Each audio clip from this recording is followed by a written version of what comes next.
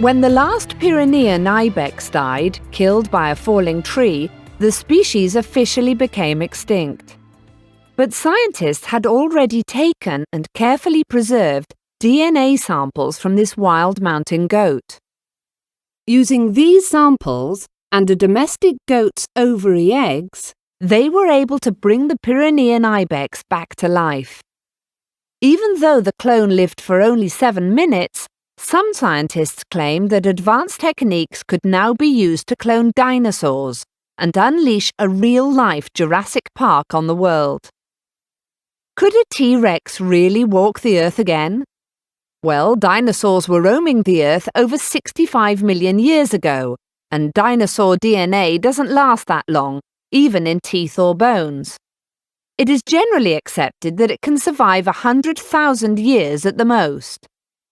Jack Horner, a world-famous paleontologist at Montana State University, however, disagrees.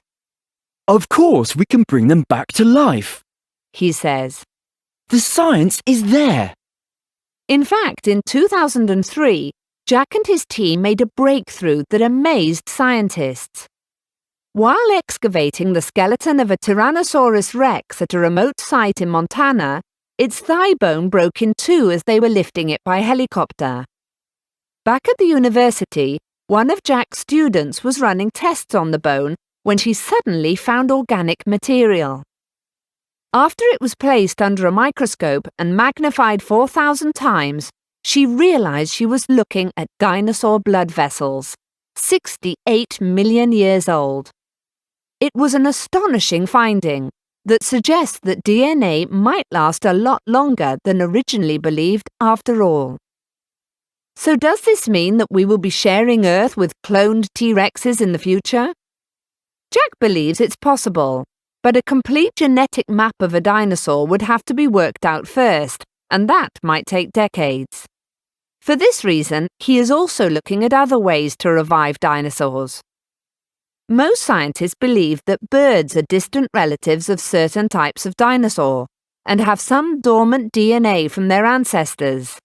So perhaps the answer lies with birds.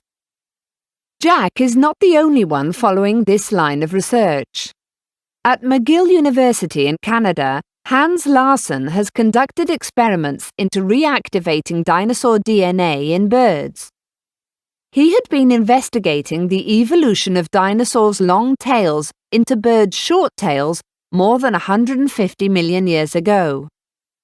Larsson noticed that as an embryo, a chicken's tail has 16 small bones, but only 5 when it hatched out of the egg. It seemed that the embryo of a modern-day bird could contain the blueprint for a dinosaur. Larsson found that by changing the genetic makeup of a chicken, he could enlarge its tail by 3 more bones.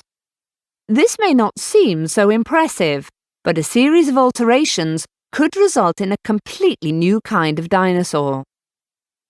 Larsson is convinced that this reverse evolution means that we could see a type of dinosaur within the next 100 years. That seems a long time to wait, but some Japanese scientists are more ambitious. The Tokyo researchers believe that they can bring the woolly mammoth back from the dead very soon. This distant ancestor of an elephant died out 8,000 years ago, so the chances of finding usable DNA are much higher. They intend to go on an expedition to frozen Siberia, where they are optimistic that they will find the necessary organic material. Scientists like Jack Horner are fascinated by the idea of unlocking the mysteries of a lost prehistoric world. He imagines himself teaching students on stage, accompanied by what he calls a dino chicken on a lead. He thinks that would be the most satisfying lecture he could ever give. Jack says, "There is now nothing to stop us bringing back dinosaurs but ourselves." He continues, though, "Whether it is a good idea or not is another question."